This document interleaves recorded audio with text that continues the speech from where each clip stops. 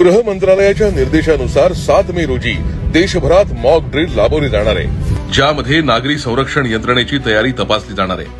आपत्कालीन परिस्थिती, युद्धजन्य परिस्थिती, हवाई हल्ले यामध्ये नागरिकांनी आपलं आणि आपल्या कुटुंबियांचं रक्षण करण्यासाठी काही महत्वाची पावलं उचलणं आवश्यक आहे। या मॉक ड्रिलमध्ये आपत्कालीन किट तयार ठेवणं, आपली घरं सुरक्षित करणं, कुटुंबासाठी आपत्कालीन योजना तयार ठेवणं आणि मानसिक तयारी ठेवणं या गोष्टींचं प्रशिक्षण दिलं जाईल।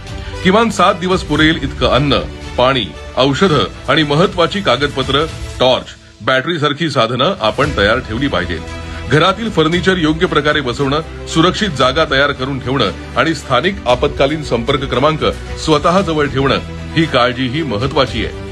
हे सगळे उपाय प्रत्येकानं स्वतःहून करून ठेवले तर अशा कोणत्याही संकटाच्या वेळी आपण सज्ज राहू शकतो।